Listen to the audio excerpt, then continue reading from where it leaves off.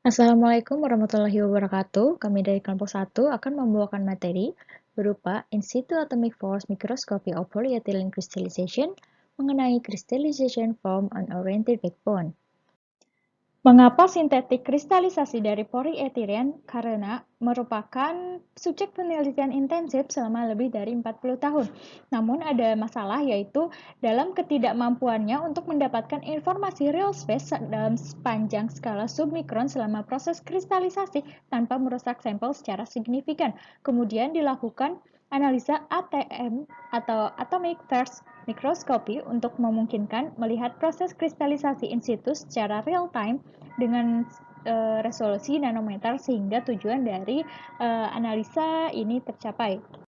Pada penelitian ini dilakukan dengan menggunakan suspensi 1% dalam polimer dalam parasilen yang disolving selama 20 menit dengan suhu 120 derajat Celcius yang kemudian di-quenching pada room temperatur. Kemudian diletakkan pada glass cover slip pada hot bench pada suhu 150 derajat Celcius dilelehkan selama 2 menit yang kemudian dijadikan thin film dan kemudian dilelehkan kembali menggunakan lingkam home stage pada suhu 160 derajat Celcius selama 2 menit yang kemudian didinginkan. Setelah itu dianalisa menggunakan TEM untuk melihat kebab morfologinya, ya kemudian dilakukan AFM untuk melihat laju pertumbuhan dari lamela. Pada slide ini terdapat 3 gambar, yaitu gambar kiri, atas, dan bawah. Untuk gambar atas itu merupakan gambar dari sis kebab dalam suhu kamar. Sis kebab ini terdiri dari backbone yang merupakan kebabnya dan lamela yang memanjang sebagai sis. Kemudian pada gambar yang kiri menunjukkan kristalin polimer. Gambar ini menunjukkan titik kristalin pada suhu 90 sampai 100 derajat Celcius dan kemudian akan tumbuh pada suhu 110 sampai 120 derajat. Kemudian pada gambar yang paling bawah ini adalah bentuk sistematis dari mikrosis kebab. Gambar ini menunjukkan atau mengindikasikan intimate connectedness dari pallets dengan center core.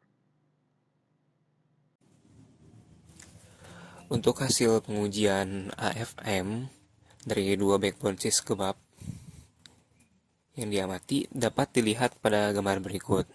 Pada penelitian ini digunakan suhu, waktu, amplitude, dan scan rate yang berbeda. Scan rate dan amplitude hanya untuk melihat kualitas si gambarnya. Semakin besar scan rate-nya, resolusinya juga makin tinggi.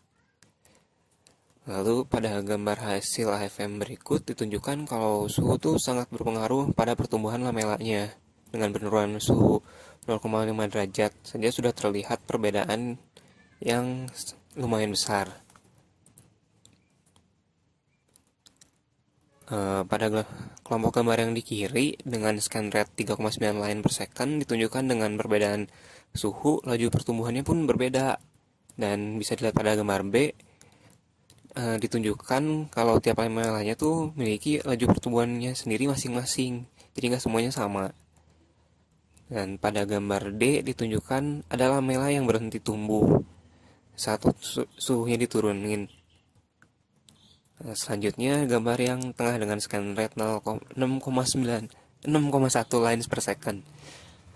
Pada gambaran A dan B terlihat bahwa lamela tersebut berubah arahnya untuk menghindari terjadinya tumbukan antara lamela satu dengan yang seberangnya. Dan pada gambaran C dan D ditunjukkan bahwa ada juga lamela yang dapat terhubung antara backbone satu dan lainnya. Dan yang terakhir gambar yang di kanan tuh cuma buat nunjukin perbedaan resolusi gambarnya. Jadi si lamela ini tuh memiliki laju pertumbuhan yang berbeda, dapat berhenti tumbuh, dapat menyatu, dan juga dapat berbelok.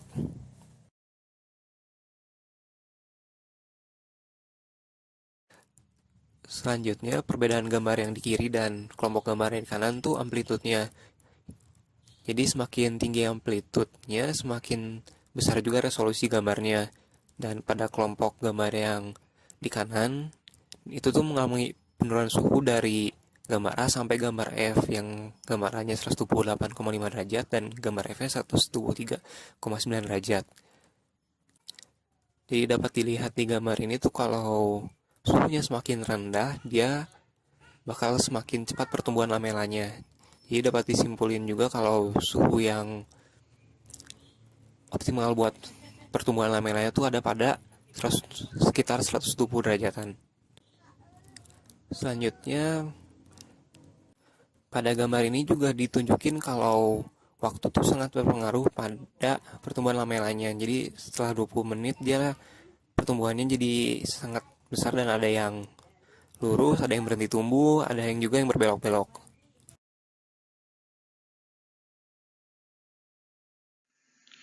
Oke, selamat pagi smart people. Selanjutnya saya akan memaparkan bahasan selanjutnya.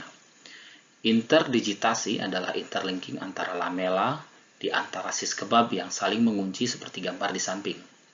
Faktor yang berpengaruh pada proses kristalisasi lamela atau interdigitasi adalah suhu dan waktu. Dari gambar 5 menunjukkan pertumbuhan struktur yang mungkin terjadi saat lamela berdekatan. Gambar 5 ini tadi dibahas oleh rekan kami Juan. Struktur yang pertama adalah berdekatan tanpa merubah arah, kemudian struktur kedua saling bertabrakan dan berhenti tumbuh. Yang ketiga adalah struktur yang mampu mengubah arah agar terhindar dari saling tabrak. Struktur tiga ini struktur paling menarik karena mampu mengubah arah dan tidak terjadi tabrakan. Adanya kristal lain yang tumbuh di dekat lameral akan berpengaruh terhadap arah pertumbuhannya. 4 kemungkinan yang terjadi adalah terdapatnya zona yang berorientasi yang saling membelokkan satu sama lain dan mengarah ke arah lamela yang berubah. Kemudian zona kedua adalah zona di depan setiap kristal yang sangat terjerat dan karena itu sulit untuk dikristalisasi. Zona ketiga adalah zona metastabil di depan lamela yang sedang tumbuh. Zona ini mungkin berinteraksi dalam beberapa cara sehingga memungkinkan kristal untuk terus tumbuh dalam lelehan yang tersedia. Terdapat pula penumpukan kotor atau bahan lain yang tidak dapat dikristalisasi di depan kristal yang sedang tumbuh. Dan zona yang kaya akan pengotor ini cenderung untuk mencegah bergabung bersama lamela yang berlawanan. Analisa yang dilakukan adalah menggunakan atomic force microscopy, di mana hasil analisanya ditunjukkan pada gambar 6, yang juga dijelaskan oleh rekan kami Juan, menunjukkan bahwa laju pertumbuhan lamela individu sering bervariasi dari lamela ke lamela dan didasarkan pada data dari kristalisasi polietilen. Terlihat juga bahwa tidak ada satu tingkat pertumbuhan untuk seluruh populasi lamela. Sejumlah lamela berhenti tumbuh dan tidak pernah benar-benar mulai tumbuh. Beberapa kasus leleh menjadi sangat tipis sehingga penipisan bahan memperlambat atau menghentikan pertumbuhan kristal pada suhu pengamatan. Selanjutnya, diamati pula pertumbuhan lamela individu bervariasi dengan waktu. Pada suhu konstan nominal, beberapa lamela tumbuh lebih cepat daripada yang lain, di mana semua lamela yang melengkung tumbuh lebih cepat setidaknya pada awalnya. Karena pendekatan yang lambat ke suhu kesetimbangan yang sedikit lebih tinggi dari suhu awal, tingkat pertumbuhan semua lamela sedikit melambat. Hasil lainnya menunjukkan juga tingkat pertumbuhan aktual lamela bervariasi, baik dari lamela ke lamela dan seiring waktu untuk lamela individu, keduanya memperlambat dan juga mempercepat. Ketebalan film cukup bervariasi untuk mengubah penghalang difusi ke kristalisasi. Pengamatan kristalisasi menggunakan teknik selain AFM itu sangat sulit karena ketergantungan yang tepat dari laju pertumbuhan pada ketebalan film dan film polietilen yang tipis pada gelas substrat. Teori nukleasi sekunder itu memprediksi tingkat pertumbuhan untuk lamela tertentu yang akan menjadi konstan pada suhu tertentu dan hanya akan berfluktuasi selama beberapa nanometer paling banyak. Namun ketika teori nukleasi sekunder memprediksi tingkat pertumbuhan pada skala panjang sublamelar, prediksi-prediksi tersebut bertentangan. Dari hasil penelitian tersebut disimpulkan bahwa penelitian yang dilakukan menunjukkan resolusi spasial yang belum pernah terjadi sebelumnya. Ini juga menunjukkan evolusi dan pertumbuhan struktur sis kebab polietilen.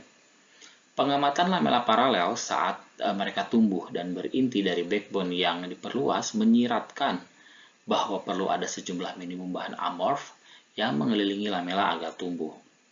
Kemudian perlu dilakukan penelitian lebih lanjut untuk kristalisasi rantai yang fleksibel tanpa merusak sampel dan dengan resolusi yang tinggi. Terima kasih. Sampai jumpa kembali Smart People.